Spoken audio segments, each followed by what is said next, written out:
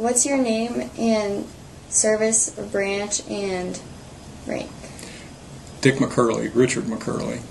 I was in the Navy, and I was a second-class petty officer aboard the USS Hull, a guided missile destroyer, DDG-13. Okay, what years were you in Vietnam? I was in Vietnam from, 67, 68, 68, 69, 2 trips, 2 tours of duty. At that time, 6-month tours. Okay. Yeah, 2 tours.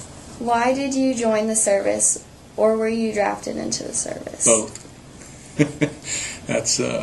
I was supposed to take the test to get in the Air Force. A friend of mine had me signed up. Well, I missed that test.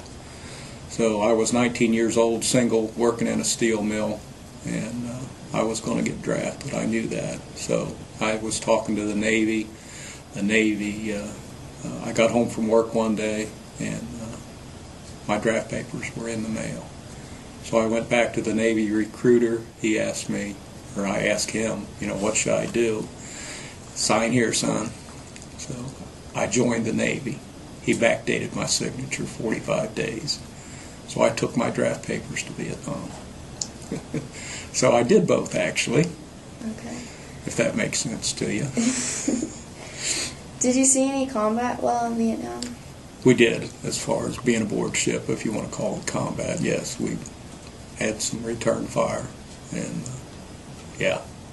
What were your reactions to that? Were you afraid?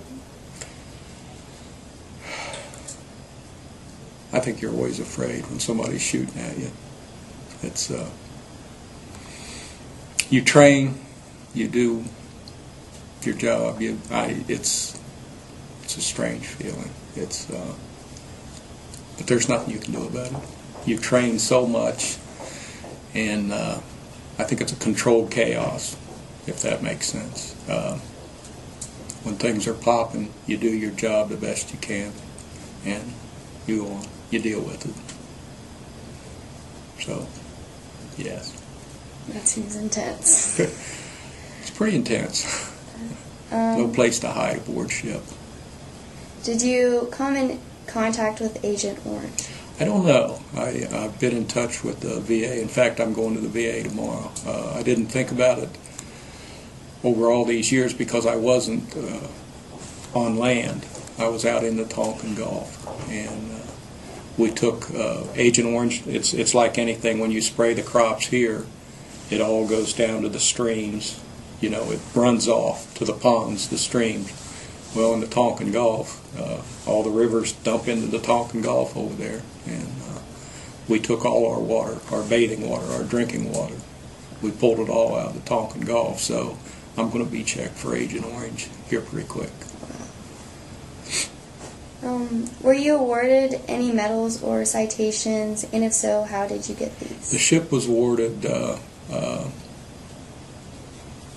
combat action ribbon, which is I showed you in my pictures the day that, well, that was just one day that we got in trouble, and the whole ship personally, everybody on the ship got the combat action ribbon, which is awarded by the Navy.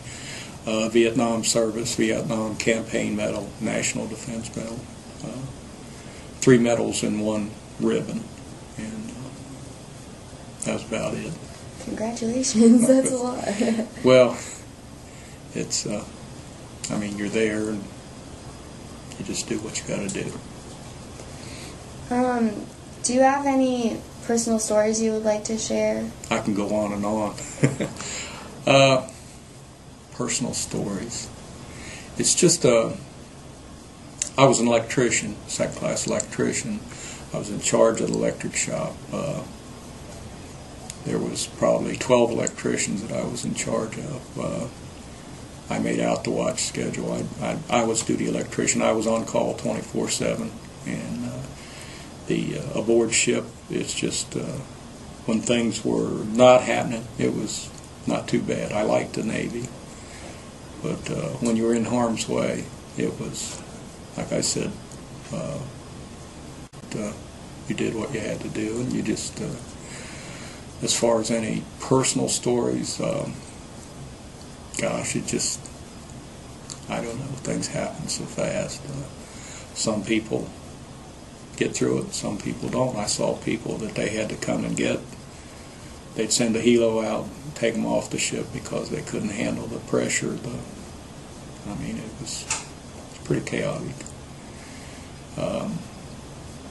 I did a lot of repairs. You know, I changed motors, did lights. When the guns would fire, the spaces underneath those 5-inch guns had fluorescent lights like in this room here, but those things would just explode because of the concussion of the gun. So it was, they had to be repaired. So I would be up, you know, as long as it took to get the guns or the lights going, keep the electrical systems going on the ship. I was in charge of the whole engine room, well, the whole ship as far as the electric went. I mean, me and the guys I worked with. So we had to keep the lights on and power to the guns, power to the engines, power to everything. That's a big responsibility. Well, everybody aboard ship has responsibilities. I mean, that's just the way it is. Everybody in the military has, you know, you have a job to do and you go do it. So that's pretty much personal stories. I don't know. Haven't had time to think about that. Do you have anything else you would like to share with us? No, I enjoyed the Navy. Not a whole lot. I mean, to share with you, but I had 4 good years in the Navy. Never got hurt. Had a ship hull number, a 13. We got shot at quite a few times, and luckily we didn't get hit. Caught some shrapnel, so the 13 wasn't an unlucky number for me. And I got married after my first trip over. My wife, I'm still with my wife 43 years later, and I got out of the Navy because of her, and I had a little girl while I was in Vietnam. I came home after my first trip to Vietnam. We got married. We got pregnant and had a little girl 9 months later, but I had left about 3 weeks before she was born. So she was 7 months old before I got to see her, and that wasn't a good thing. Were you happy to come home and see him, though? Oh, yeah. But I had orders, actually, to go back. I was on my way home, ship was coming home, and I received orders to go back for 7 more months, which I didn't like, and I actually got the orders changed. I was very lucky, because they don't, on a first enlistment like that, they don't change your orders. So a friend of mine got my orders, and he wasn't very happy with it, so I lost a friend, but I wanted to come home and see my baby, and I did. And then I got out, you know, like 6-8 months later. I didn't have to go back. I was due to go back, but I didn't stay in. So I left the Navy. Yeah, it was quite an experience.